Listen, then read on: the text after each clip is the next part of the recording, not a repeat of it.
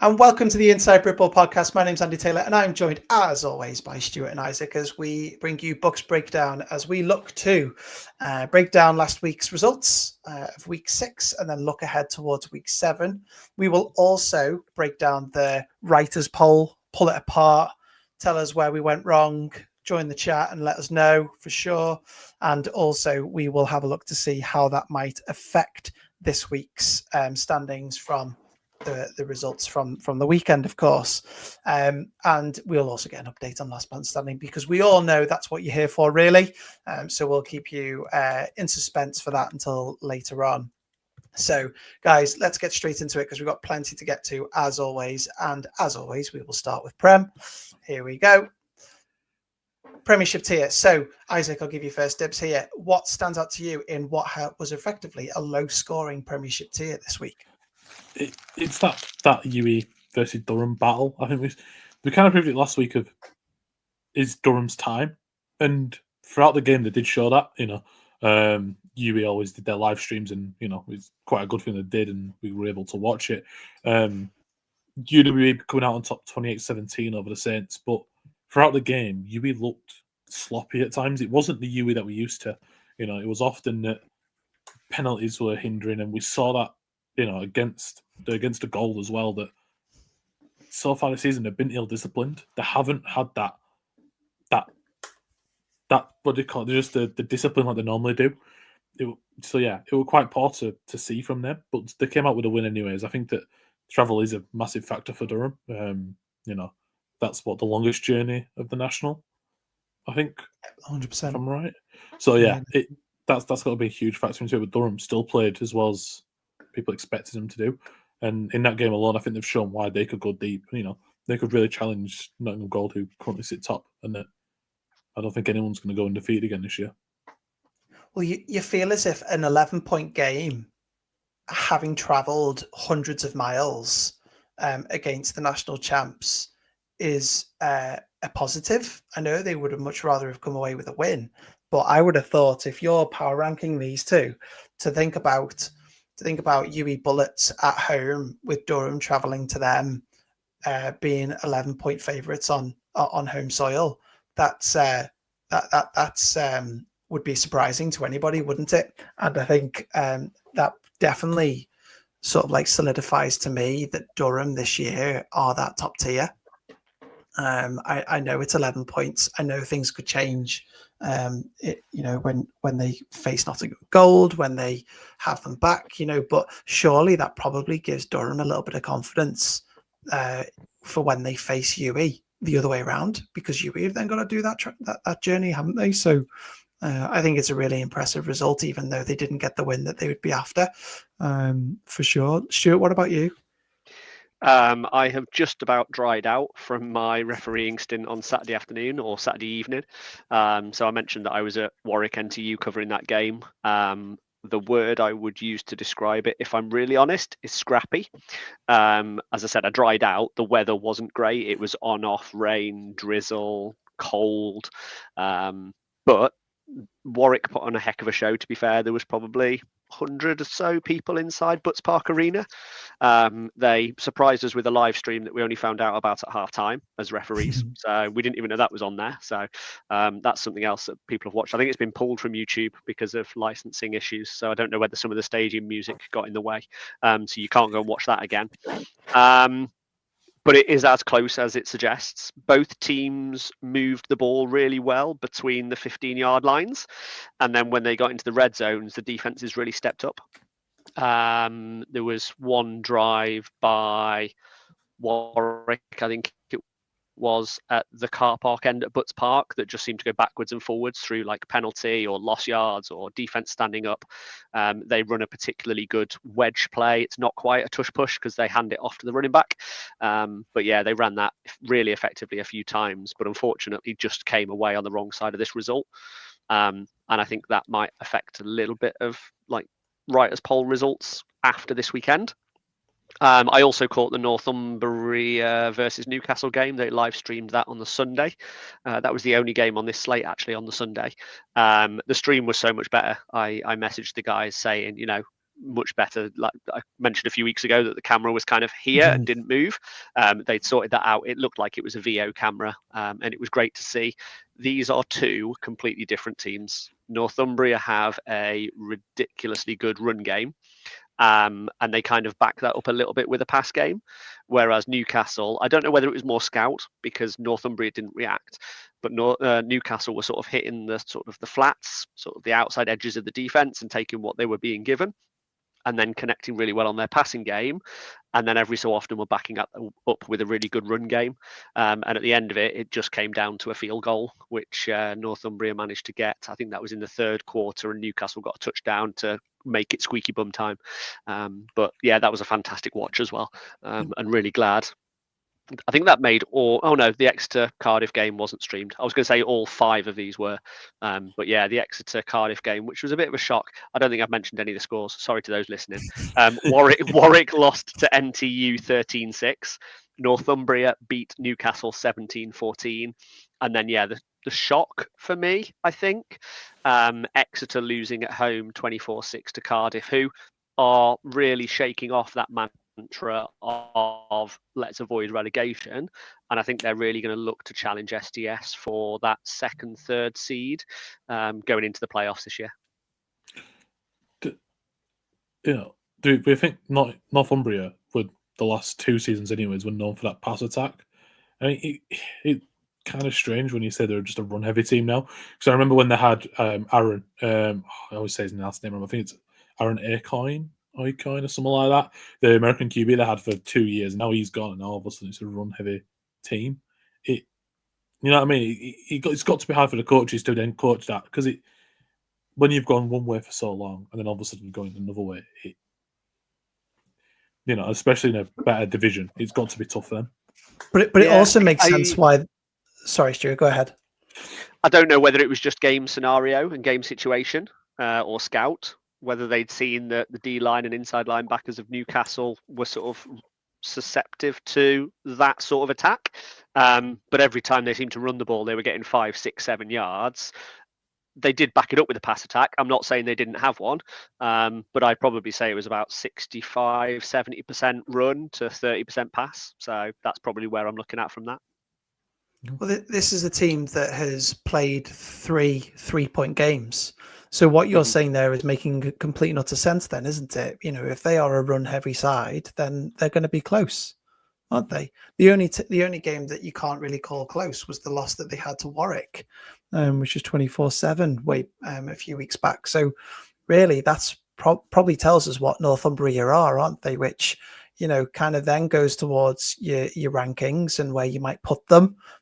Because they're one-dimensional, so they're going to get caught out by somebody potentially, unless, like you say, they're hiding their pass game in their back pocket, which could potentially be the case. But I kind of wanted to get your thoughts on here, because obviously there's a result that we haven't talked about, which was Loughborough 9, Leeds Beckett 3, and I know I purposely sparked a debate in our group chat around whether that affects your opinion of Leeds Beckett, considering that the difference between Loughborough and Leeds Beckett on a Loughborough field is 6 points. Isaac, I know you strongly advised that Leeds Beckett are no longer a top 25 team last week. Sorry, is that still the case, or probably a better question to you is, does this change your opinion of Leeds Beckett, or does it have more of an opinion to you on Loughborough? I think it's a tough one, because the way you got to think of it, I was flicking between the UE and the Loughborough game and between them. But the thing with the Loughborough one, that weather was horrendous. You kind of saw what Loughborough were trying to do. They were trying to go for these quick passes and just keep going on the field, but they couldn't. They've got a great QB, one who's played at Great Britain U19s and has that experience. Trying to, playing for a long time, but nothing will get clicking. I think that in a different scenario, if it was dry and Loughborough could play the way they want to, like they have done against UE where they scored points and Nottingham where they scored points, but in this one the weather was that bad. Saturday night, it will just run heavy games, and that's why it kind of got so close. No one could really apply that finishing blow to another. think Leeds Beckett stood up quite a lot, and I think they had more of a point to prove, because I think that, especially if you look back at last year, this was one where they highlighted the thing, right, we can win this no matter what, and I think they kind of had that momentum going into it. So yeah, it does make people think more highly of Leeds Beckett, but for me personally, not enough to put them back in that top 25 yet. I think it's definitely enough to drop Loughborough a few places, because you look at now how good some of the Prem North and South teams are, and that they could slot right into the National and do a job over Loughborough or Leeds Beckett. So yeah, I think that in context of the actual game, where the weather was horrendous, the style of football wasn't that much better. I think that a 9-3 victory for Loughborough was in some ways a fair result. Today was just a little bit tougher. I suppose going into the return fixture, that'll be the final for both these teams, won't it? Really, it'll be their game. Obviously, there's this play-in, play-off, yo-yo game that will hopefully happen this year. And there's a 6-point deficit for Leeds to overcome, isn't there, to be out of that game? And that's where it fits. I think I held serve on Leeds in this situation and probably docked Loughborough a little bit more, because that puts Loughborough and Leeds in a similar bracket for me, rather than there being still a gulf between, because there is only 6 points between them, isn't there, in a game that's been played. And then lastly, obviously we've mentioned Exeter and Cardiff. Cardiff, who a lot of people thought that they would be Premiership survivors, they're now 500. I know we don't do percentages in this year, but in BUCS, but they've now got 3 games on Exeter Demons, haven't they? Exeter are going to have to find 3 wins to be able to survive in this division, unless they're looking at Portsmouth being that other team with them. So tricky situation and tricky start for Exeter, isn't it? Even though we're only 3 games in for them. Cool. Let's move on to tier 1 then. We had plenty of games. There was obviously that make-believe team didn't play. So let's quickly move on from there, which will obviously annoy the hell out of Harriet Watt Wolverines, who probably wanted to put up a few points. But Stuart, what stands out? What results stand out to you across tier 1? Because there's plenty of results that happened, but which ones do you want to touch on? We ended up with another tie. The other game in the Scottish was a 2020 tie between Glasgow and Edinburgh. There was a bit of banter between these two teams on socials. I don't know whether anyone saw it, but Edinburgh travelled to Stirling to play Glasgow, and then Glasgow bit back and said, we may not know geography, but we know how to grind out a result. I think they were 20 points to 8 down at half time, I think I read. And they managed to pull it back for a 20-all tie. Unfortunately, I nearly said no extra time. Jesus. No overtime in league football. If it's playoffs, we obviously have to. But yeah, no overtime. So I think we saw our 4th or 5th tie of the season, which is mad when you look down the divisions. What else surprised me? Bath Killer Bees. I was certainly following Depth Chart Sports and their coverage of the Bath Killer Bees and Bournemouth game. They weren't streaming it, but they had really good updates. And at one point, Bath, I think, were 1918 or 1917 up with about 2 minutes left. And it was like, are Bournemouth going to lose their first game? Are Bournemouth going to sort of knock themselves out of playoffs? But no, they bit back. I have also seen, I mentioned a few weeks ago that one of their coaches had posted up to say that one of their players had a really bad injury and was having an operation. Unfortunately, they had exactly the same injury to another player who is again waiting surgery on an ankle injury, it said. So to have one is unfortunate. To have 2 is just downright cruel. So I'm sure that Bobcats family down there are rallying around those 2 guys and sort of helping them out where they need. And I hope that player, I know I saw the status, somebody said he was waiting for the swelling to go down on the ankle before they could do surgery. So yeah. Hope they're on the mend if they have had it already, and if not, I hope it all goes well. And then yes, they do start to mend up. Kent are bouncing back, aren't they? A bit further south. They obviously had a stop-start to their season. Obviously, Kingston pulled out of their first game, and then they faced Brighton where they lost 12-0, and they have rectified that, haven't they? They are now 3-1 with 78 points scored across the last 2 games.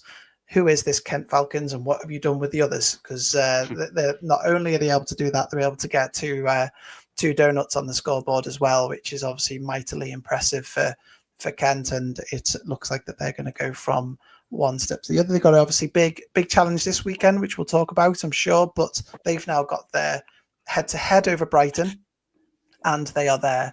And so, just picking up on that comment from Steve. Thanks for jumping in. He's had surgery today. All went well. Thank you very much for keeping us up to date on that. Delighted to hear that all went well. Hope his recovery from surgery goes as planned, because they're never always straightforward, are they? So thanks, Steve, for that update. Isaac, where do you want to go? Yeah. Into that Northern, Liverpool picked up that precious win. I think that the last few weeks we've seen that.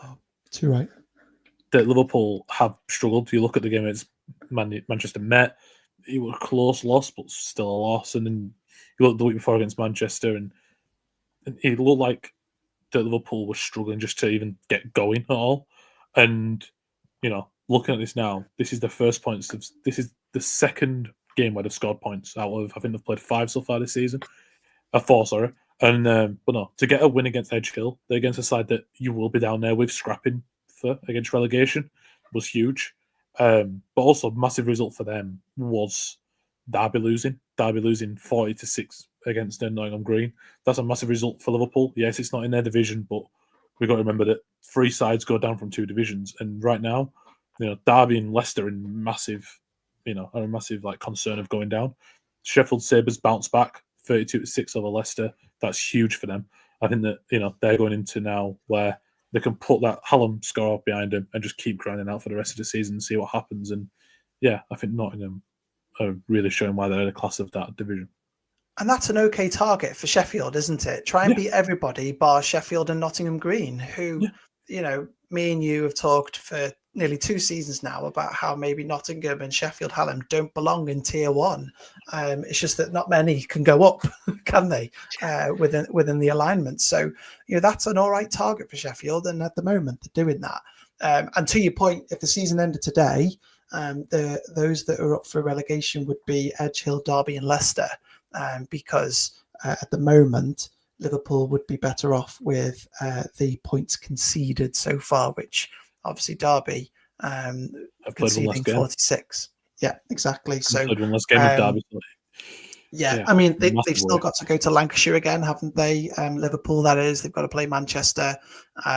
They've got a gauntlet ahead of them to stay in Tier 1. But it looks like it's a fight. It's going to be a fight between Liverpool, Edge Hill, Derby, and Leicester at this point, doesn't it? And I think, but a win like that, I know it's not a massive score. We're only 12-0, but that gives them something to build off of. They can put the last few weeks behind them of what has been a lot of negatives, and now they're thinking, right, we've got some sort of positive here. Let's just keep building on that. So yeah, hopefully it can be a real kickstart for them, and they can push forward.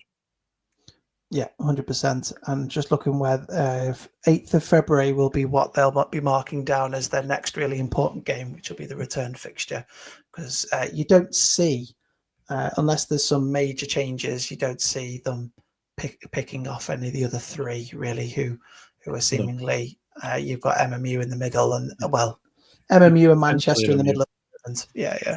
Potentially MMU, but because how close that one was, but still, it's going to be a big ask. Yeah, that's very fair. And what about Birmingham? We haven't. I know we don't want to touch on everything, but Birmingham are now sitting there 2-1. They've got the win over. Didn't they get the win? No, they lost to OBU. No, you've lost to OBU and then won this weekend. Beat Hertfordshire. That was it. They beat Hertfordshire by 1. So that's a 3-way race for that division, isn't it? Birmingham, Hertfordshire, and OBU. It's a strange division. I think people are getting wins everywhere. I think it's good. It's nice to see this kind of competition. You got East Anglia and Oxford who are struggling at the moment, but you look at them top 3 sides: Hertfordshire, who beat Oxford Brooks have beaten Birmingham have beaten Hertfordshire. It's just going to go around in a circle for the rest of the season, you hope. But I think that win there kind of shows how strong Birmingham are and the pressure they can put on Oxford Brooks. So yeah, I think that 3-horse race is going to be one really to look out for, and with the potential of all 3 can make the playoffs. So it's going to be even more interesting if that happens.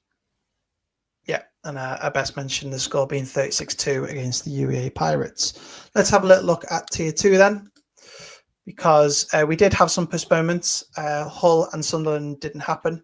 So that 12-all draw didn't happen this week either, because we had a postponement last week as well, if memory serves, didn't we? So, Yes. And we also lost Royal, Holloway and Chichester. That was also postponed this weekend.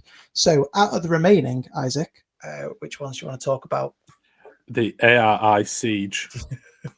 Oh, no. Yeah, yeah, all right. The third It's time right for this Stuart week. Human. It's right for this Siege. week. My 25th ranked side in the country, showing why they're the 25th ranked team in the country. Getting a crucial win against Cambridge in the bagpipes. So yeah, I think AIU have just kind of like just getting these gritty wins at the minute, aren't they? You know, you look at the last three, maybe apart from the win against De Montfort, but for the most part, Lincoln are beat by 1 point. Cambridge they're beaten by 1 point. They're beating the teams they need to beat, who's going to challenge them at the top, and that's that's what they're doing good at. And it's always hard to find a way to win when you're not playing at your best, but if you can win when you're not the best, it's always a good thing. And I think that having that little bit of grit can really help them get promoted and kind of show what they're doing. So yeah. Yeah, 100%. I mean, this is a team that now have 2 wins over the 2 playoff teams. Okay, we still don't have enough data points for Coventry at the moment, but they took care of business against Lincoln, and a 34-9 victory over Lincoln. That's powerful for that division, isn't it? I think that Lincoln, I know we've labelled them at the start of the season as playoff contenders and playoff favourites, but they haven't shown it so far. Like, I want to. Lost, yes, they lost to AIU, who have been good, but losing to a Coventry side, these are sides that you should be beating, and I think that's where they're going to struggle the most this season, is where they're not picking up these crucial wins. So yeah, for all the hope that we had for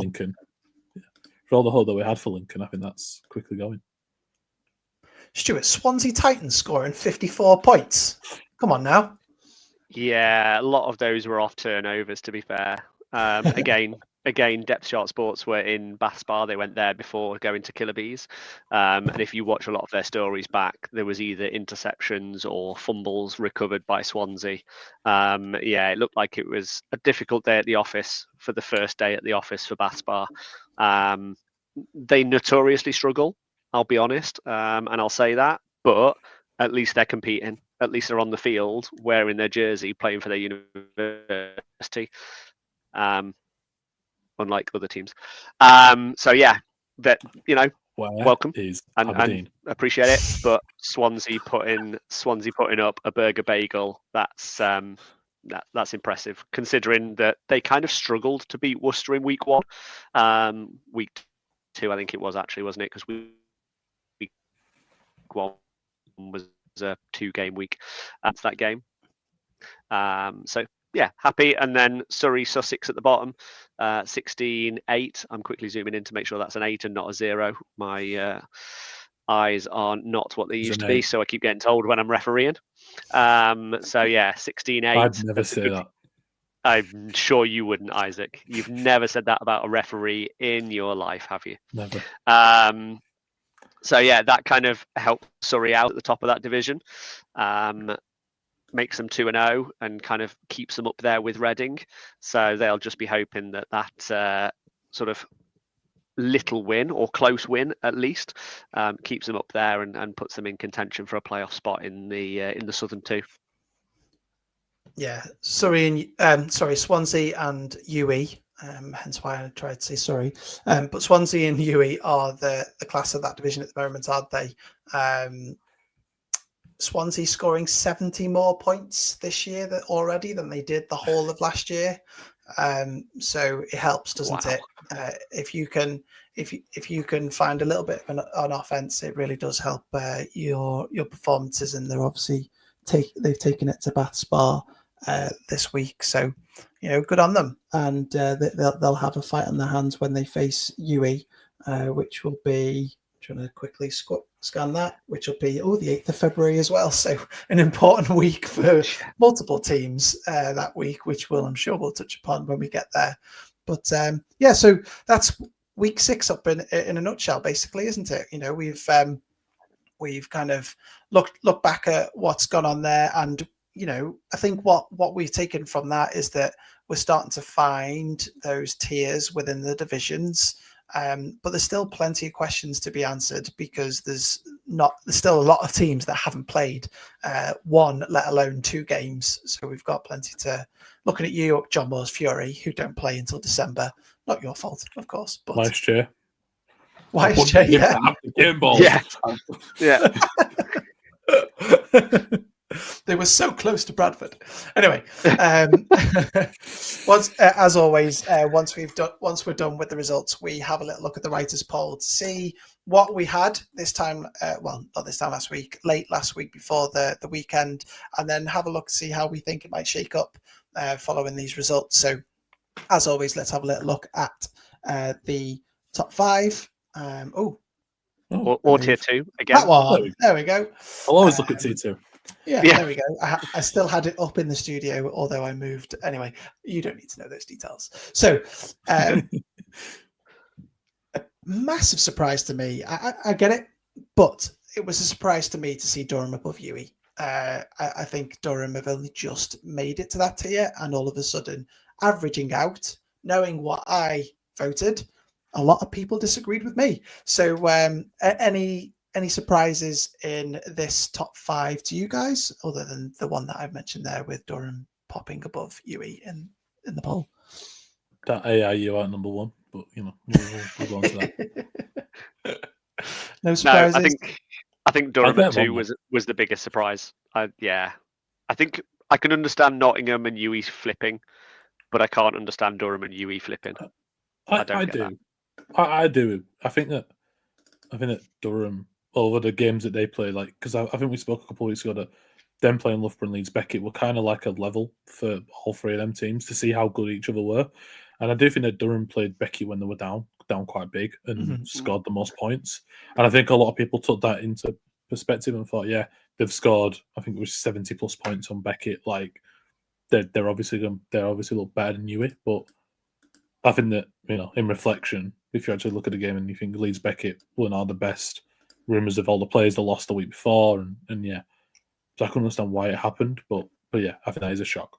But quite simply, Durham are 2-0 and UE are 2-1, right? So at the point in which this was being put together, so I understand. I understand why that happened.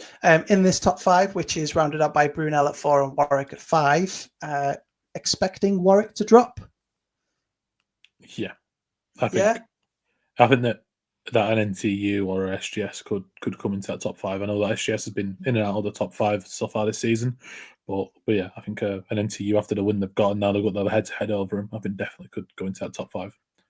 Which I suppose it'll depend on where people have got SGS before this week, isn't it? You know, did you have SGS at 6 or 7, and then just by default they'll increase, or whether you think NTU really deserve that big bump up after that win, which again you could probably understand, right? But Stuart, what about yourself? You've been quiet so far.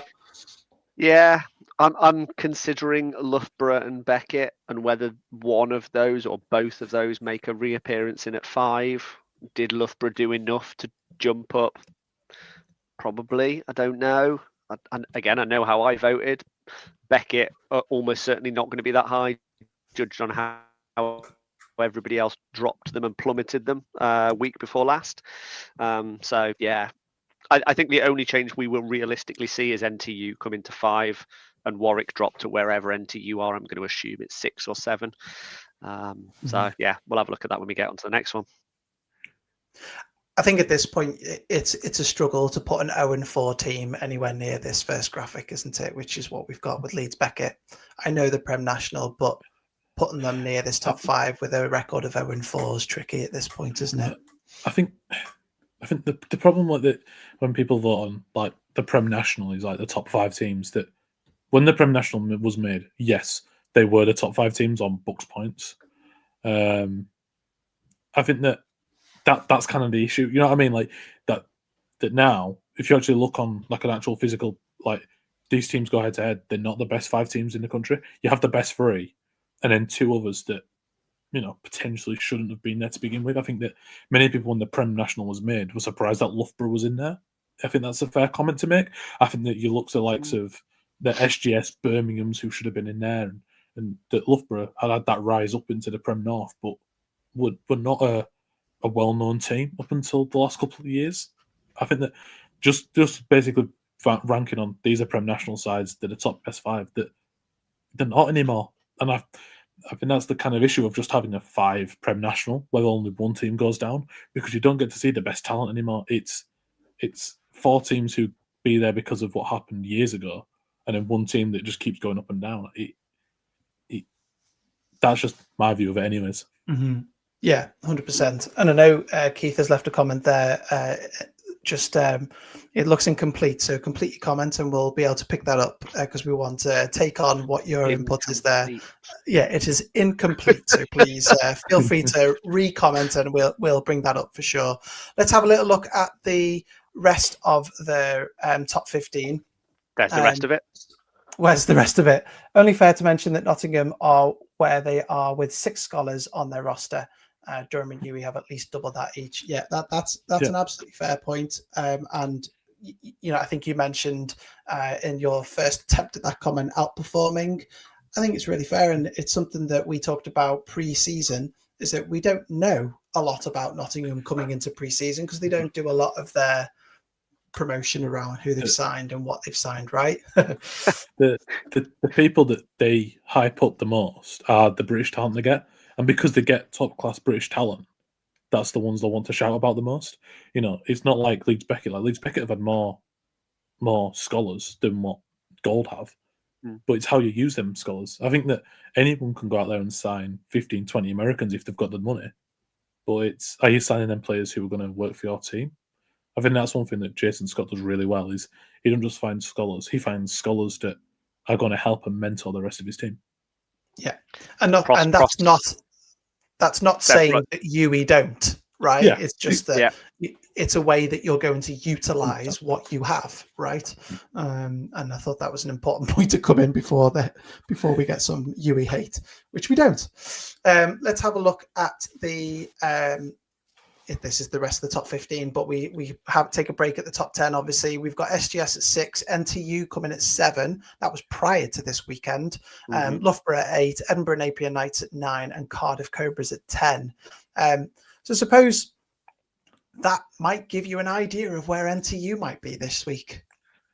Yeah, right. I think that NTU are going to rise. I think they're beating Warwick 5th place. We hadn't seen SGS last week.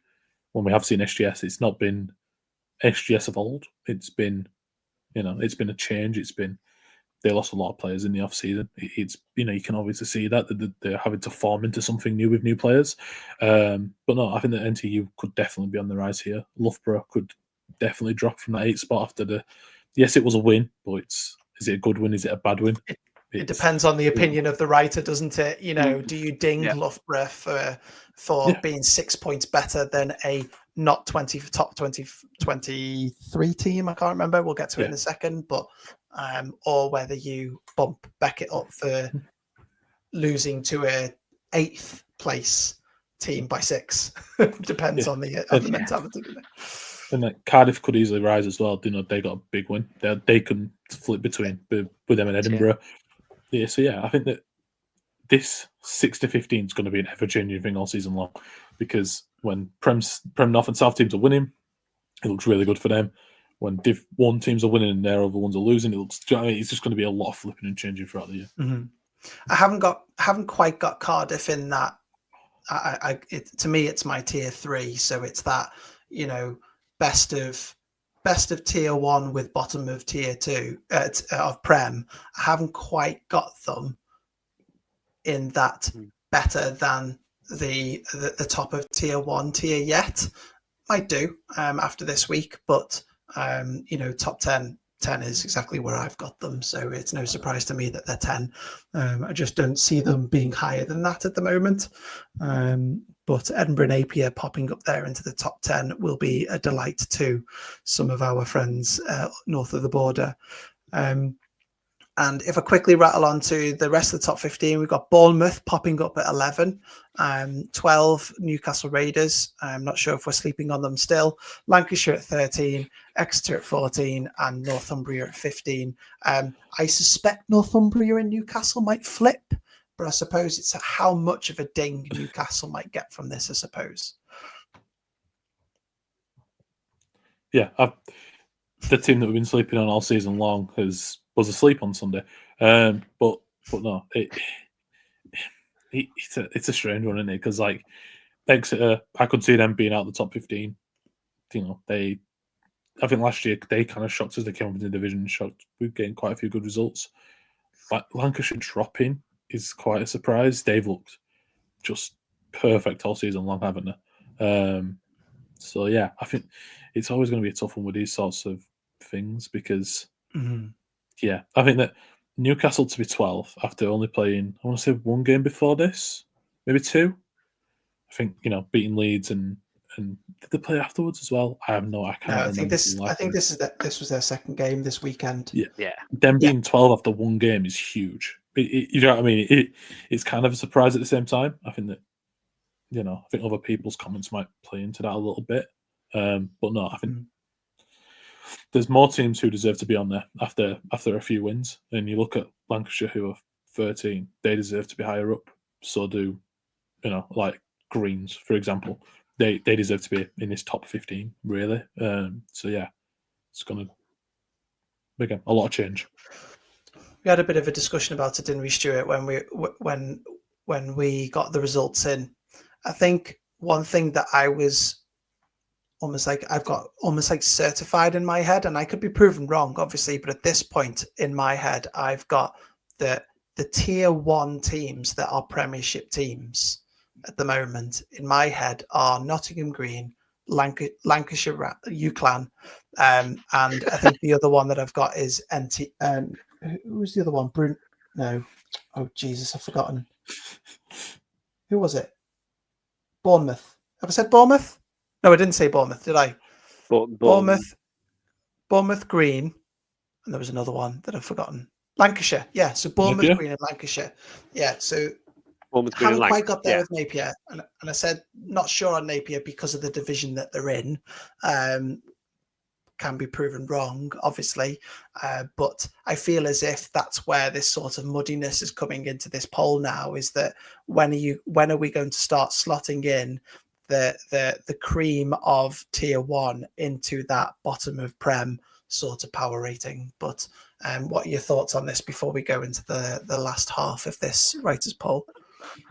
I think that's a really good point. I think it is that muddying. I think, as we've said, like 4 to 15 is kind of like trying to intermingle everybody. Obviously, the cream of the Prem North and South are going to be like 4 to 8. And then from 8 to 15, it's going to be that, okay, are you tier 1 but playing at Prem, or are you Prem playing at tier 1 level? I think that prior to this week's games, that poll is fairly accurate, if I'm honest. But I can see a lot of those changing. I can see pretty much everybody from 6 to 15 with arrows on their names after this weekend. Certainly mine changed considerably. Certainly from like 5 through to 15, there's a lot of change in mine based on results and basing that on paper. You mentioned that Edinburgh aren't quite there because of their division. I can see that. But again, I'm basing it really just on results. So I think I have them that high, and I have them potentially even a little bit higher. So yeah, I can see it. I can see why people are voting this way. It's just now a case of let's get more data points, more results, and then see where all the cards fall come BUCS Big Tuesday, or Touchdown Tuesday as we calling it, and then who gets play-ins, playoffs, whatever else, and really look forward to the alignments next year. Yeah, Tonye trademarked, by the way. Anyway, not. Into just to contradict you two entirely, the part of the poll that I really struggle with, because in my head, when I'm building all of this, 14 to 24 is a complete sort of, this week it's a vibes check, right? And so this is where I've struggled. I've kind of formed 3 tiers in my head of the top 13, and then the rest is a real struggle for me. So this is the one that I spent most time on. And so for those who are listening, the rest of the top 25 is Portsmouth at 16 up to Leeds hold on to 17th. OBU get dinged quite a lot by dropping 4 places to 18. Green are creeping up. I think people are starting to believe. They're now at 19, 2 places up. Leeds Beckett climbed by 4 this week, probably due to the loss of some other teams out of the top 25, Sheffield Sabres to name one in particular. Brighton down 2, Hallam Warriors come in after their dominant win over Sheffield, Stirling Klansmen come in at 25, and then in between them Hertfordshire and Manchester Tyrants, not Titans. And so, Isaac, are you expecting anybody new? I didn't have anybody new but in my ballot, but are you expecting anybody new based on this?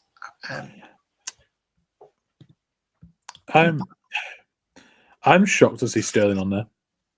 Okay. Personally, I think that for a team that is 1-on-1, because I think they've had one of their games against Aberdeen, so they're a 1-on-1 team really.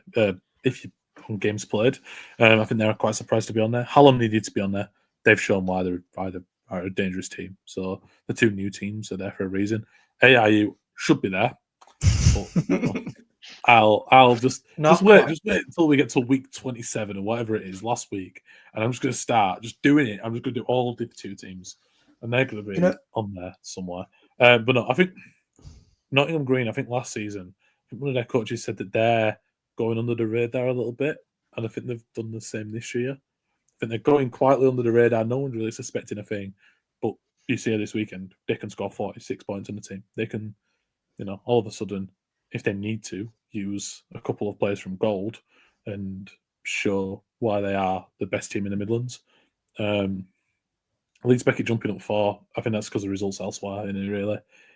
But no, apart from that, there's no surprises. I don't think there's going to be any new teams. I think that looking at it, the teams who are on there now are potentially the ones who should stay. I think that Sheffield will make it back on. If not this week, then the week after, for sure. I think Birmingham could have a shout. Because if Hertfordshire are on there, I think Birmingham deserve to be. Because they're in that 3-horse race. I didn't have anybody new. I think the thing that I struggled with is where to place Leeds. And because they haven't been around for a number of weeks now. When was the last time they played? Week 2. So, we're a fair bit out from that now. And the last time we saw them, they were on a 2-game losing streak, albeit not by that many points. But in the meantime, everybody around them keeps winning. So, you've got to give your just desserts to the likes of Green and Edinburgh Napier and Hearts, and I even had Brighton on my ballot, even though they lost to Kent. I actually just gave Kent a bump instead. So go on. And I was going to mention the South and teams winning around people. Brighton in at 21, but yet they're second in their division. And then now they are. They weren't. Kent, like I'm talking about what's going to happen this week and new teams coming in. Obviously, Kent are above them. Granted, that's only on head-to-head or average points against. And then King's College are below them, who are unbeaten. So, there's 2 new teams for you. Add them on. Why not? So, well, Kent aren't on here, are they? Which I've just realised, and I've got them. I had them 25th last week, and I can tell you now, I bumped them up this week after beating Brighton, who I thought was one of the classes of their division. Yeah. This is going to be a rogue shout, okay? It's not a Div 2 one, I promise. Where did Bristol come into this? They're top of their division. Yes, because Bournemouth have had their points deduction, but they are top of their division. I think the only league team they lost to is Bournemouth. Yes, they are 2-2 though. So when I'm sorting through the pack of cards, which I told you is 14 down, to then put a 2-2 side above the likes of who have I got above Manchester, above OBU, above Brighton, above Kent. It's that for me is just on the cutting room floor. It's there. I'll remember it. They lost to who I rated in the top 10 of the country in Bournemouth. But yeah, it'll be dependent on how they go when they get rid of the Bournemouth out of their schedule. So if they end up start running the table now, for sure they'll appear. I'm sure of it. What about you, Stuart? You were about to jump in. Yeah, if you sort the 31 tier 1 teams by win percentage, Bristol are in at 16th. So they're kind of halfway through. And if you're going to look to put Isaac, I've just statted you out. It's fine. If you're looking to put them into a top 25 based on what we're saying on record and quality of football played, I don't quite think you can do that in 25. They come in the best of the rest for me. Yes. Yeah. And I'm looking at the table that you're on about, and they're just below Stirling and Hertfordshire, who are at the bottom there, aren't they? So they rightly, and I'm sure Dev Chart Sports mentioned this, they probably got votes, didn't they? And I'm sure they were second off the bottom. 27 feels right, but it's just a case of how you're shuffling your cards, isn't it? And another one as well. At what point do the Leeds and Exeter get bumped off of the list completely? When you've got Exeter now 0-3, not looked anything like last year. Leeds 0-2, yes, they haven't played since week 2. They play this week. They have a chance to turn it around. But at what point do you just go, right, these two teams are not the best 25, and there are a lot of tier 1 sides who are better? I think with results, that might happen for tier 1 teams, because at the end of the day, you're then trying to write down on paper, well, not on paper, obviously, but you're trying to jot down that you think a tier 1 team is better than a Prem team. And so when you've got Stirling, who have a loss in their in their loss column, Sheffield Hallam have, albeit against Green. I think they're just going to have a gap in that win-loss column before they appear above Leeds and Exeter. But Leeds and Exeter are further down on my ballot than probably most, to be fair, certainly based on the average. I think for me, for Leeds and Exeter, they would only drop off when they have lost to everybody in their division, or at least getting towards like end of January, beginning of February, when they're almost 1 or 2 losses away from being relegated. I think that's maybe for me when they would drop out of my 25. Yeah, because then if I'm looking at my ballot, I'm pointing at my screen because I've got it in front of me. That if I put a record next to them, so a win-loss record next to them, it's the same. It's that Leeds Beckett comment as well. In the middle of my ballot, or close to a middle of my ballot, there's an 0-4. It's really hard to justify to keep on your ballot, isn't it, for so long, especially if it's an 0-5 or an 0-6. That'll be really hard to justify in my mind anyway.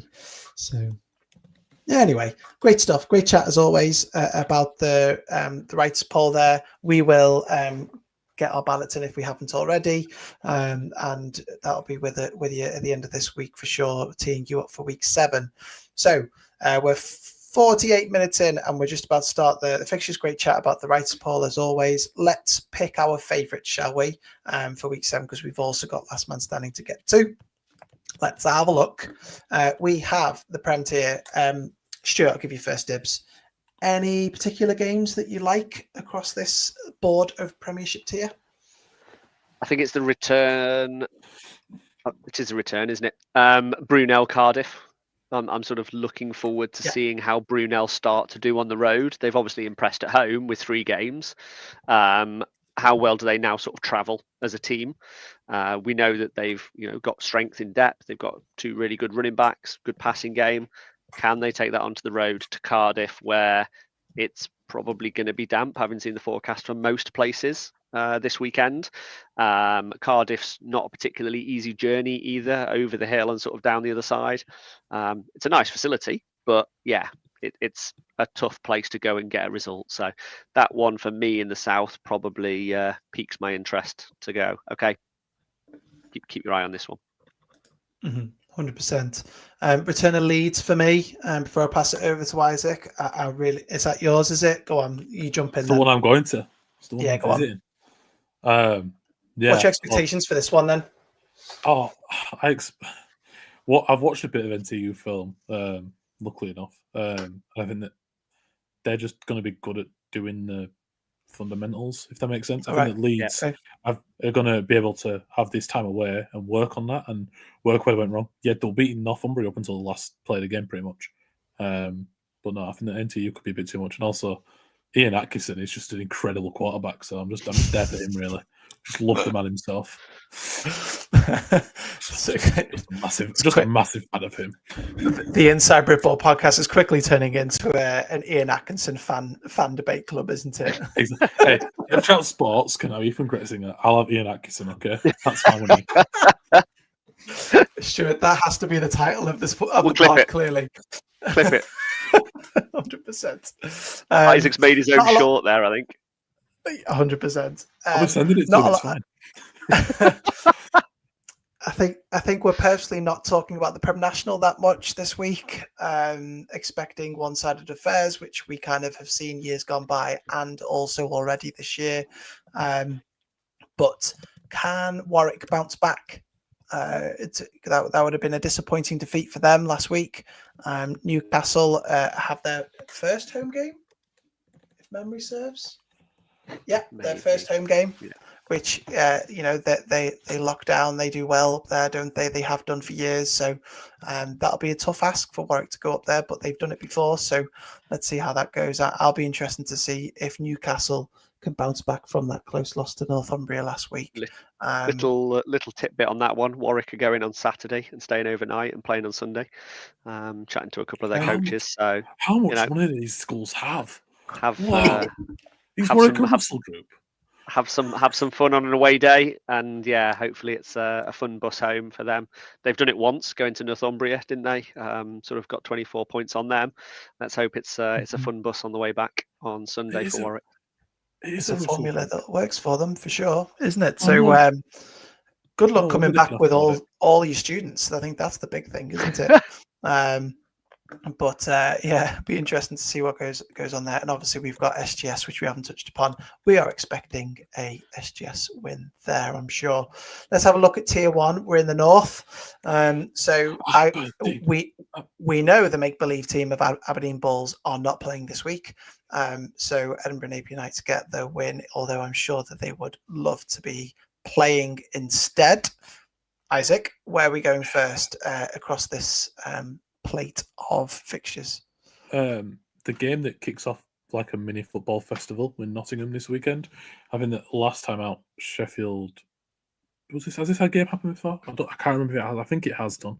That's probably just me. Not this year.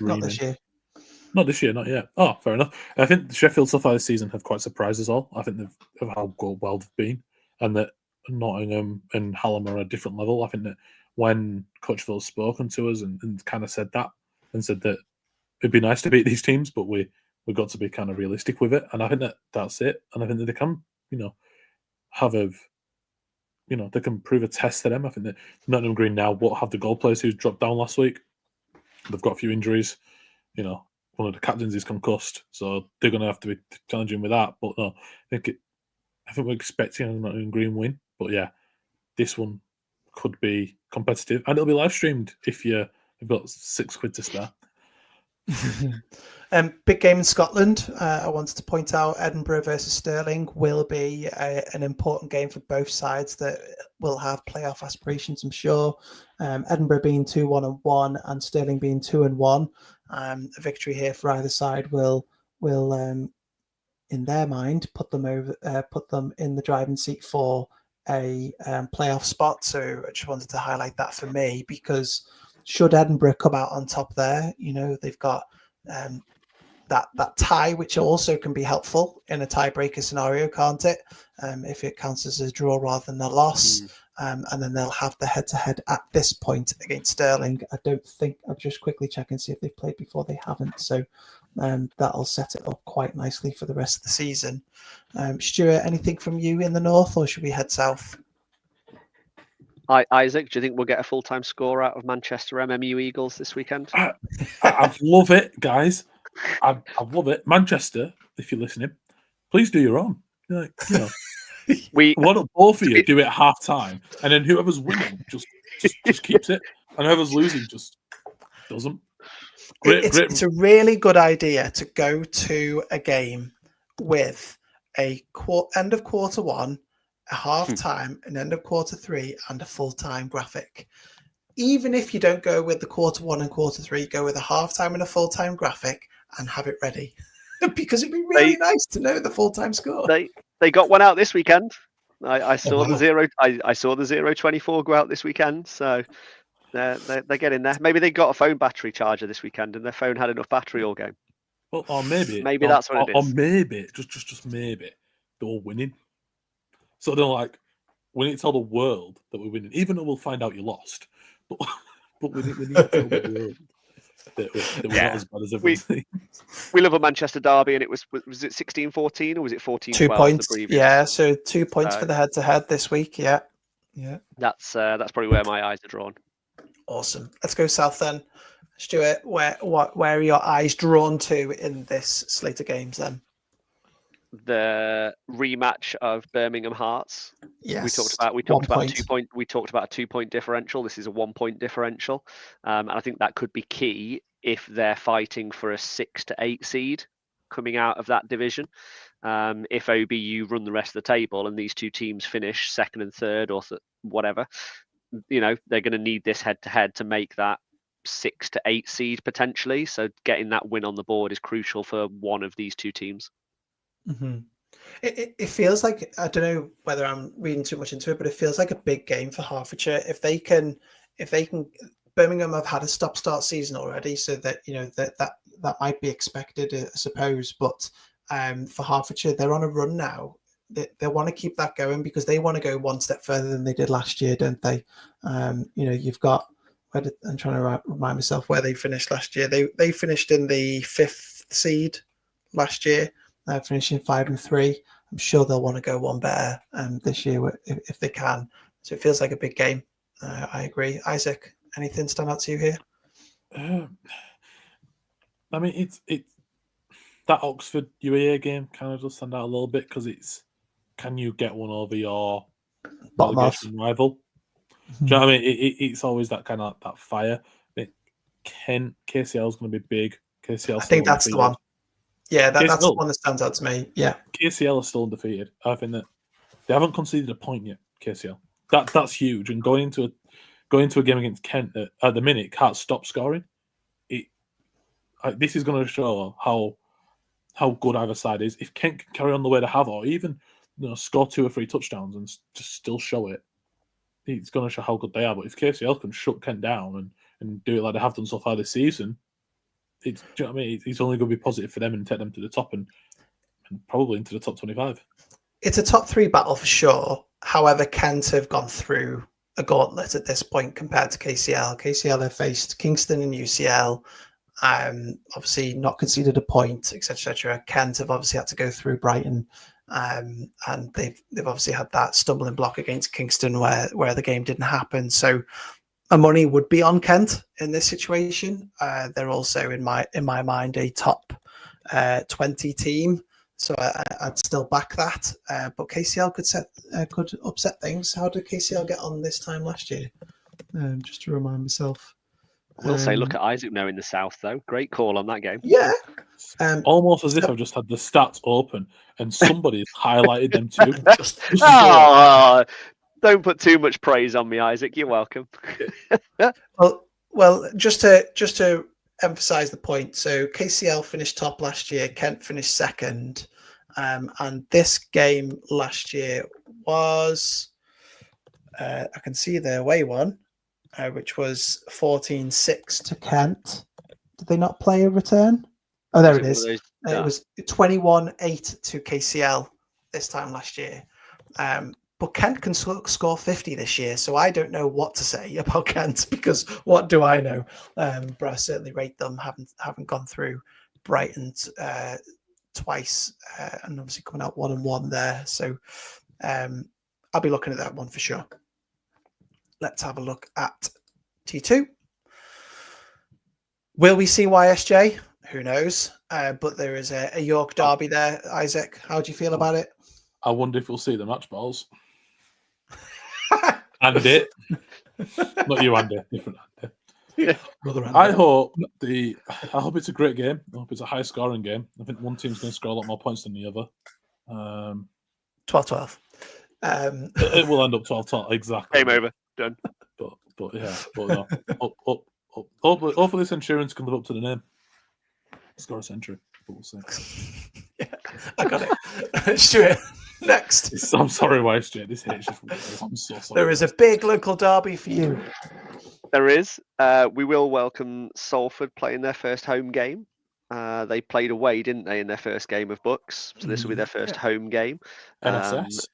Correct me if I'm wrong. They're at Bellevue, aren't they? NSS. So yeah, they'll be playing Lancaster Bombers. So let's see how they do. And then yes, you mentioned the local derby, Worcester versus Gloucester. I did have a little bit of banter with Tebs on DMs from IBB, so I've kind of named this like the me versus him derby. So we'll see how that goes, because he's ex-Gloucester, I'm ex-Worcester, so there could be some fun chat around that. I'm not going to say what I think the result is going to be, but that's going to be a really interesting, fun game. Unfortunately, I'm not there because I am working this weekend. Otherwise, I may go in one of my retro Worcester jerseys. But I hope they have a good day. Isaac's quickly put his hand up. What does he want to say? I'm going to mention the greatest team in Tier 2, AIU. Here he goes. Big game. Notice I've spelt it right. Thank you. Nailed it. I know. Abbreviation derby again. Yeah.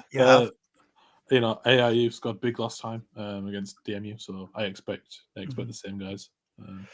The only other team that is pushing ARU for that 25 spot on your ballot is the one in the southeast, in my mind, Isaac, and that's the Imperial Immortals. They're currently undefeated.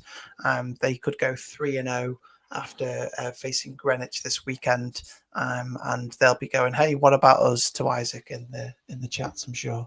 Sorry, guys, don't know where you are. It's how I work. All right, next week I'm going to get a map here and just note down where all the teams are. That's all you need to do. Just replace your energy efficiency certificate with a map of the south. I'll get the Green Day. I'll keep that. That'll stay. We'll sort this out. Your Valley Parade is fine. Just over the top. Best place on earth, guys. Whatever that corkboard is, just get a map of England on there, and Scotland, London looks and like Wales, I guess. No, England had narrowed it down. It's when I went Great to Britain. We'll sort some out. Absolutely. Trip to the works tomorrow. Brilliant. Well, loads of results that we'll be waiting for this weekend for sure, because I'm sure they will give us a fairer idea of what playoff football may start to look like. Certainly, as Christmas break is full steam ahead. I think we've only got this week and next week left, haven't we? I'm finished for Christmas, so all the unis must be soon. Yeah, 100%. I think there's a week 8.5 snuck in there. I think there's 2 or 3 fixtures thrown in on random. There's an 8.5 before Christmas and an 8.5 after Christmas, with like random rain weekends put in here or there. But yeah, we'll try and keep you across that as we cover the fixtures coming up. Well, the only reason why people tune in is to find out whether they're still in last man standing, Stuart. We know that our colleague Isaac still is, and we didn't lose anybody this week. Is that right? That's correct. It was really interesting because we have 6 people remaining, but yet we had 6, 7, 8, 9, 10, 11, 12 people voting. So it's great to see that people are still giving us their teams that they want to pick. I love it. Send it in. I get an email every time people fill out a response. So spam my inbox all you like. The 6 people that are still in the actual competition, I put a story out last night. I'm just going to go with first names for the moment. So Samuel, who I think goes better by Sam. Isaac is still in there. Alexander, Ben, James, and Sam. This Sam, the final one, is SJ from Depth Chart Sports. So he tends to ask as well. A few of you have asked me about the teams you've previously picked. I've got it on a big spreadsheet in front of me. If you need a hand, let me know. I'll get those across to you. I'm not keeping them close to my chest. There's a couple of you that still have your UE or gold card close to your chest.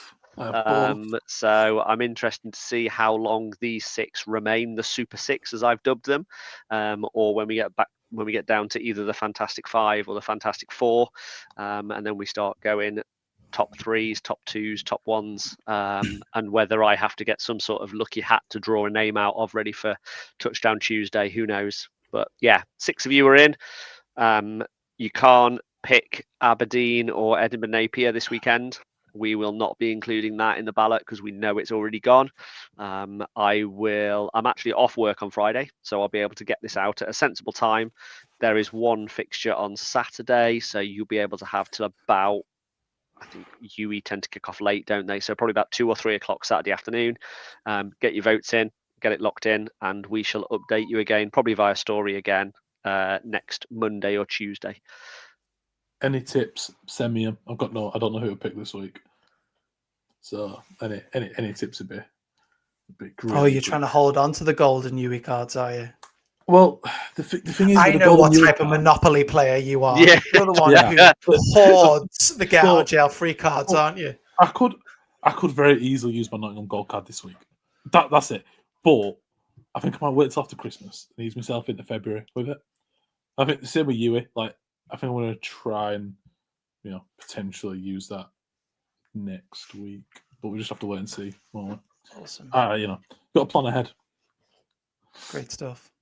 That's awesome. So we'll obviously keep you updated on that. We'll be back next week, obviously, to break down week 7. We're starting to also get together our if season ended today type stuff, which we'll bring to you in the Christmas break, because it's always good to kind of have. It's a good thing about books, isn't it? Is that you get a reset and you get to kind of take stock, unlike in the summer where we're just full on for what feels like 7 months. But yeah, it's always good to try and bring that sort of breath. Inhale of breath, isn't it, to the season, and kind of get an idea of where things are at, and see if we can brighten somebody's Christmas, or get it wrong and make them plan for an away journey. Yeah. But hey, I have had multiple conversations with Tonye. If I don't know it now, Tonye should be having a word. He usually does, to be fair to him. He usually messages and tells us we've got it wrong, so it's fine. Yeah, exactly. I think I understand 3-way tiebreakers in books now. I honestly do. But check out our socials. We provide the standings for you as well, where we apply those tiebreakers, which we know books play may not necessarily do. So please feel free to head on over to our socials and check them out, because we will keep you up to date. Anything to get to before we get out of here? Is that even when 2 teams are tied, when it gets to a 3-way tie? Yeah, that's the one that I can't do, because that's ended in a coin toss by the management team, and I am not the management team. So, yeah. So what you should do? You should just flip a coin yourself. We should decide it. I should. Yeah. I should give myself the power. I should have done it on Saturday when I was with both teams. Okay, guys, who are you choosing? This is for your playoff. Do you want it or not? Head or tails? And then and you go, I am God. I should give myself the power. 100%. We should have like a ceremonious one if it ever gets to that point. Like Tonye should get on a live stream with us, and then yeah, or one of those dodgy spinners. Yeah, spin wheel. Edinburgh Napier. Guess where you guys are going? Yeah. Imagine if that was in the appendix. Whatever it is, 13.4 or whatever, that says that if it still can't be decided, Inside Britball will decide. Andy Taylor decides. Worst one is if I had to decide it. Which one? York or West York? Isaac, ARU are tier 1, not tier 2. You can't pick them. They are going to the Prem National, baby. Awesome stuff. Great stuff. Right. You can tell we're going long when we start chatting like this. So let's end it there. Thank you very much, Stuart and Isaac, once again, for sharing your thoughts on BUCS week 6 and what we should look forward to this weekend. Thank you, everyone who tuned in live with us. Please feel free to join us on YouTube or Facebook each week, usually on a Wednesday, and join in the chat. Thank you to Keith and Steve who joined us this week. Thank you to those who are listening, and we'll catch you again this time next week. Take care. Bye-bye.